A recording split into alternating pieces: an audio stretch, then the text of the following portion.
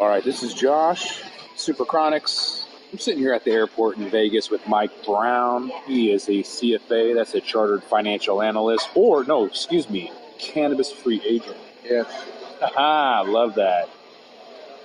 So Mike, you wrapped up 3 days. You previously had some engagement in a very prominent Washington-owned business. It got bought out by, let's just say for simplicity's sake, a Canadian publicly traded company.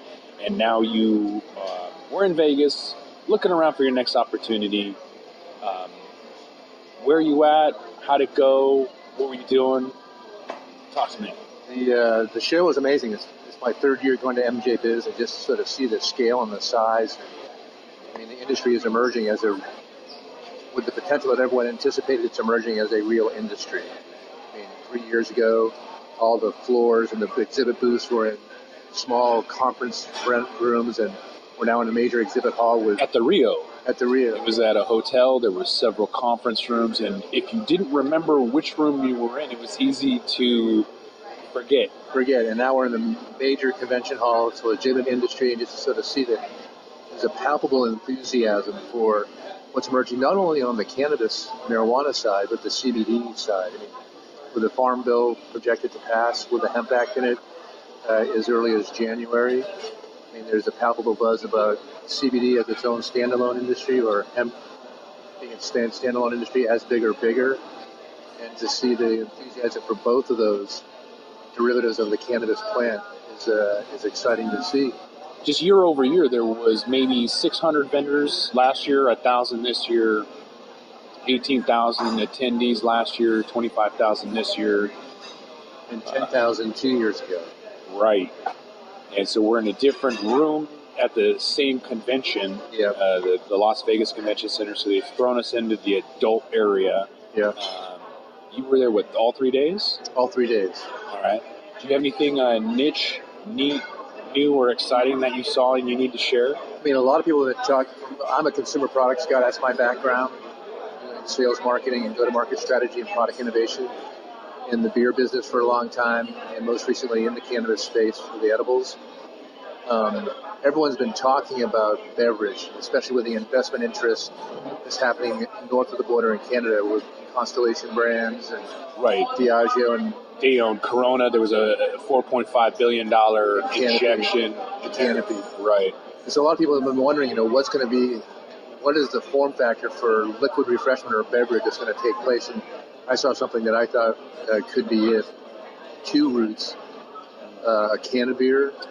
They have a craft-produced beer that they're de-alking and then infusing. And a conventional can with a 5 milligram.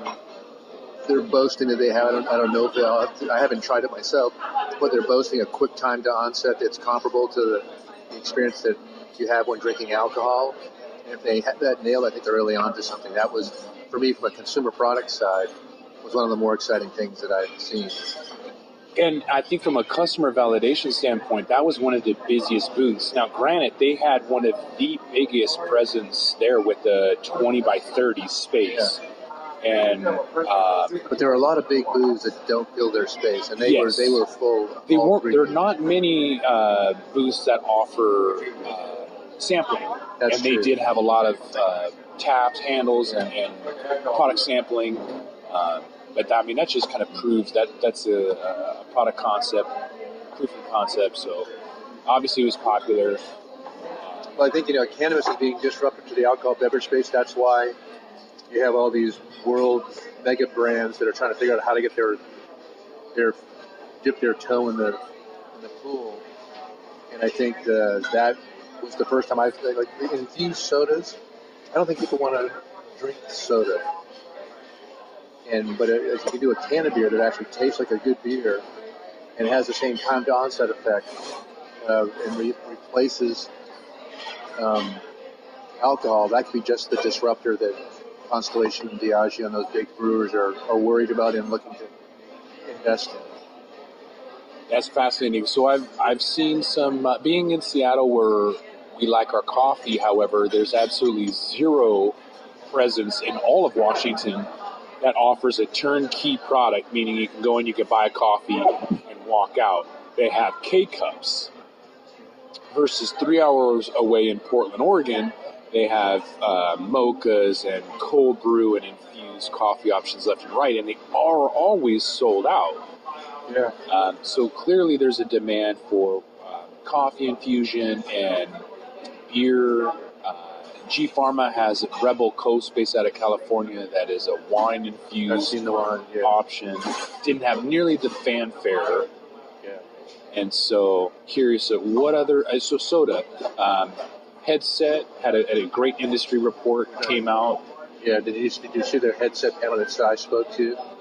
Cy Scott, the founder, did you see his presentation? I didn't listen to Cy Scott at MJ BizCon this week. I'm friends with him. I know him. Love to drool over the data that spews out of that guy's mouth whenever I can. But no, what did he have to say? You were just talking about what's next in edibles.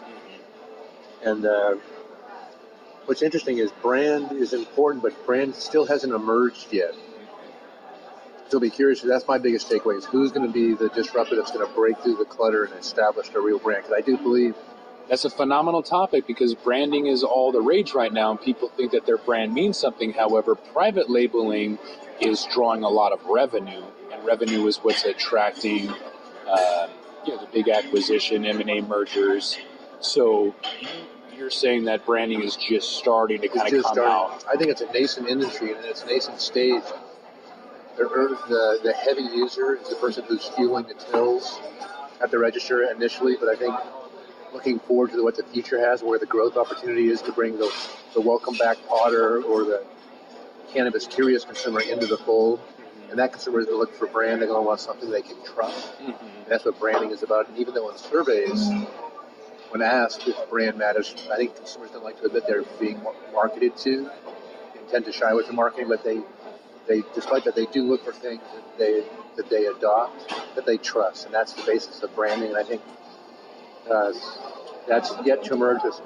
You'll see it start to emerge over the next couple of years. And that's going to lead to consolidation. There's a lot of players, too many players with processing and producer licenses, in particular in Washington State, relative to the number of retailers there are to right. There's no other industry that had, let's say, 1,400 tomato farmers in Washington. That would be unrealistic. It would be pretty ridiculous. And however, we find ourselves in that same predicament with 1,400 cannabis producer processors, many of which are fledgling. They're just not able to produce the quality content or just get out to the necessary amount of retailers that they need to. And consolidation will be had. I think the next 18 to 24 months you'll see a lot of consolidation now. No doubt. Which is capitalism. There's just way too many to begin with. Yeah. Absolutely. What's also interesting is that I think you're starting to see there's enough conversation happening that the ecosystem is starting to be developed, and it's one of the things that makes cannabis what I call the wacky world of weed. And it's not just, there's tons of entrepreneurs, but I've been part of a number of startups in my career, and each one of them, the brand that I've worked with, has been a disruptor in an existing product category, so an existing ecosystem where the go-to-market, the distribution, the retail is already well developed and very sophisticated. Here you have an ecosystem that everything, the regulatory authority, the legislation, the distributors, the producers, the processors, the people who are building brands. And it's interesting, for that reason, I think you have an unusually high number of people who are not exactly sure what their lane is yet. And so they're all trying to do a little bit of a lot and not doing it necessarily any of it particularly well. And I think you're starting to see a move towards some people focusing on certain things.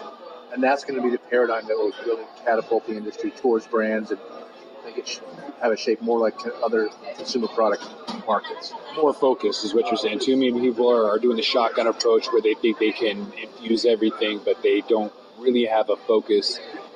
And to kind of do full circle, there isn't a real brand to kind of bring people to that focus. I think, there are some states that I have a bias that I'll acknowledge my bias. I think Washington is the best market from a brand standpoint so far.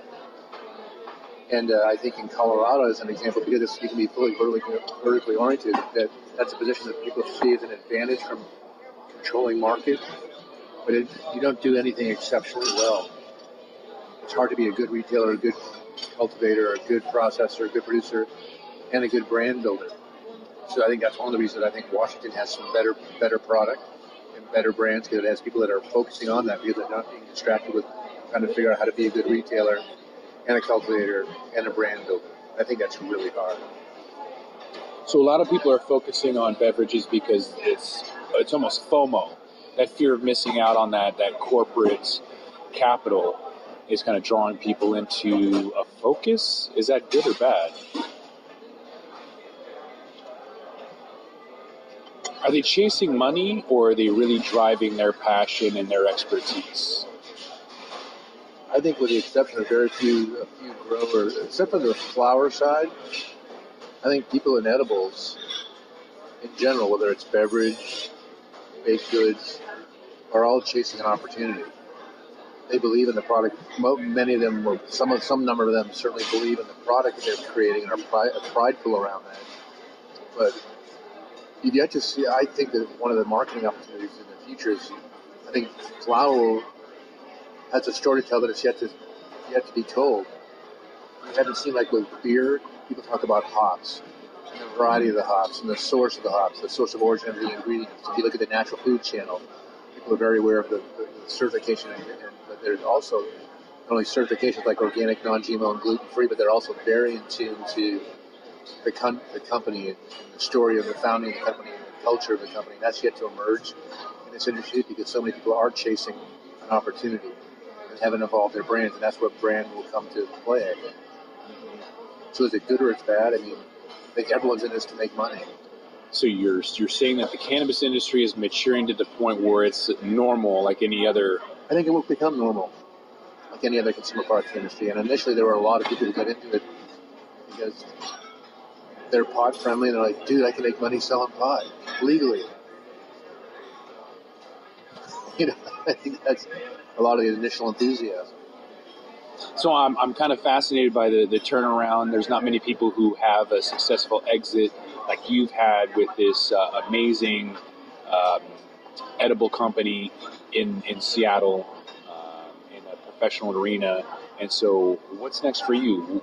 What did you see? Where are you going? And what's next? Tell me your crystal ball. I'm a brand guy. I'd love to find a brand that I can believe in. And I'm an unparalleled brand ambassador when I find something I believe in. If I could find a founder or a brand that I'm excited about, that's what I'm looking for, an opportunity to help bring a brand to life. And so the listeners of the Baked and Awake podcast, where can they reach out to you and pitch you their stupid fucking idea? Email's the best way, brownmdb910@gmail.com. Perfect. All right, well, this is Josh, Baked and Awaked. I'm out.